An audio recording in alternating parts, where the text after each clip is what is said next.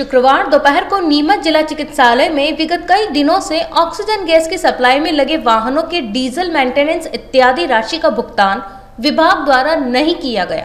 ऐसे में वाहन चालकों के सामने वाहन चलाने के लिए बड़ी समस्या खड़ी हो रही थी, जिसकी शिकायत उन्होंने ऑक्सीजन गैस सप्लाई के लिए नियुक्त नोडल अधिकारी और जिला आबकारी अधिकारी अनिल सचान से की और नोडल अधिकारी ने ड्राइवरों से चर्चा कर लंबित भुगतान और आगामी भुगतान भी तुरंत करने का भरोसा दिलाया।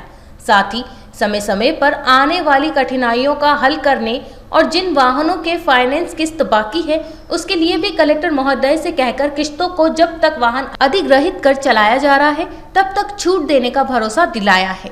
अभी हमारे सभी ड्राइवर भाइयों को पेमेंट की प्रॉब्लम आ रही थी। अभी जब से हमारी गाड़ी लगी थी, जब से हमें कुछ भी पेमेंट नहीं दिया गया था। इस विषय में हमने सभी ने एक कमेटी बना के यहाँ पे बैठक की। उसके बाद में हमने गाड़ियाँ रोक दी। इसलिए हमने सबको बुलाया कि सर कि हमारी गाड़ियों का जैसा भी पेमेंट हो आप डलवाओ, या तो फिर किस्तों को रोको आप। फिर इसमें और भी खर्चे आते हैं। फिर ये किस्तों के अलावा भी गाड़ी घिसाई होती है, सब कुछ टायर है, सर्विसिंग है। उस वजह से मेंटेनेंस की वजह से हमें पेमेंट की ज़रूरत पड़ी थी। इस विषय में हमने गाड़ी को यहाँ पे रोका। फिर अभी आपने यहाँ पे क्या आश्वासन आपको? अभी सर ने हमें आश्वासन दिया है कि आपका जैसा भी है अभी तक का पेमेंट अब आपको करवा देंगे, और जैसा भी रहेगा 7 दिन का 7 दिन में आपका जैसा बिल आप लाके देंगे वैसा हम 7 दिन में आपको पेमेंट करवा देंगे। पहले आपको खाने की और रहने की व्यवस्था नहीं? शुरू में रही इस चीज़ की व्यवस्था नहीं थी यहाँ पे भी, क्योंकि प्रशासन ने उस चीज़ को देखा नहीं। फिर हमने हमारी समस्या बताई, उस विषय में इन्होंने उस चीज़ की व्यवस्था की।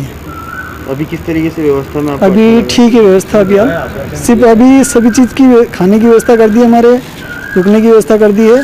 बस एक हमारे पास पेमेंट की व्यवस्था की थी, इसलिए हमने आज इस चीज़ को बोला। अभी आपको समझाया, उसमें आपको कुछ समझ में? हाँ आया ना समझ में। क्या उन्होंने समझाया कि भैया आपका पेमेंट 7 दिन में हो जाएगा। 7 दिन में जैसे भी होता है, 7 दिन 10 दिन जो भी गवर्नमेंट की प्रक्रिया रहेगी उस हिसाब से आपका पेमेंट डाल दिया जाएगा। कितनी गाड़ियाँ लगभग? गाड़ियाँ यहाँ पे चल रही है सर कम से कम 20 गाड़ी।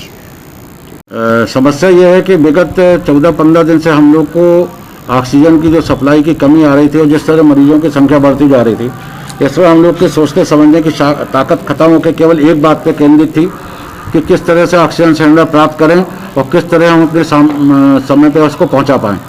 हमारे जो वाहन चालक थे इन्होंने भी दिन रात बिना कुछ सोचे, बिना खाना लिए और खाने की भी बिना चिंता किए टाइम पे ऑक्सीजन पहुंचाए, और मेरे अभी तक हमारे जिले अस्पताल में ऑक्सीजन सिलेंडर की कमी से कोई हादसा नहीं हुआ।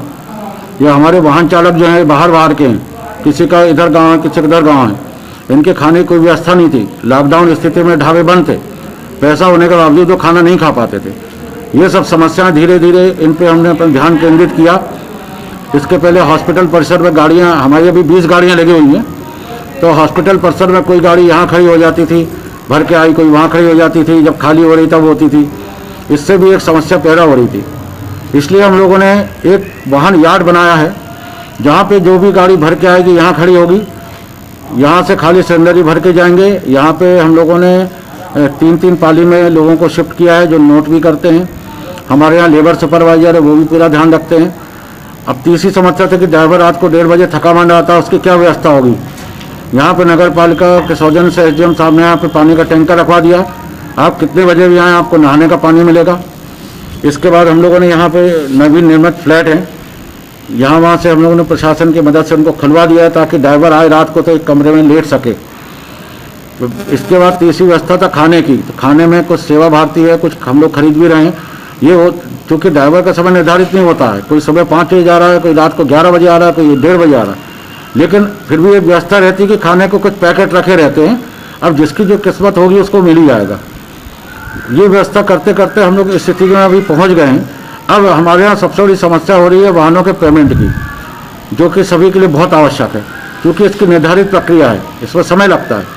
उसका भी आज हम लोगों ने हल निकाला है कि अभी चूँकि सोचने समझने की शक्ति केवल ऑक्सीजन पे केंद्रित थी, सप्लाई पे, तो कार्यालयों के काम भी ठप पड़ा हुआ था। अब ये हो गया है कि हम लोग 7-7 दिन का जो पेमेंट बनाते जाएंगे और ड्राइवरों को 7-7 दिन का पेमेंट वाहन चालकों को, वाहन स्वामी को मिलता जाएगा। इस तरह से काफ़ी हद तक समस्याओं का निदान हमारा लगभग होने पर है। फाइनेंस की कोई समस्या भी आई? फाइनेंस की समस्या है कि कुछ वाहन स्वामियों ने बोला कि सर हमारी गाड़ी जो है फाइनेंस पे है। अब फाइनेंस पे होने से उनकी किस्तें कैसे निकलेंगी, तो उसमें हमारा ये कहना है कि वो आवेदन दे कि किस कंपनी से उसका फाइनेंस है, कितने का फाइनेंस है, उसका वाहन नंबर क्या है। कलेक्टर साहब के माध्यम से जो है, कलेक्टर जिला दंडाधिकारी के माध्यम से उनको ये दे दिया जाएगा कि इनकी गाड़ियां अभी कोविड काल में हैं, ऐसा है इनको अभी इस दौरान उनकी किस्तों से मुक्त रखा जाए। ये नहीं कि किस्तें छोड़ दी जाएं, किस्तें जमा करने से मुक्त रखा जाए। आगे जैसा भी शासन और मेरे ख्याल से केंद्र और प्रदेश शासन का भी ये सभी जगह है कि जो भी फाइनेंस कंपनियां हैं वो दबाव नहीं डालेंगी वसूली का।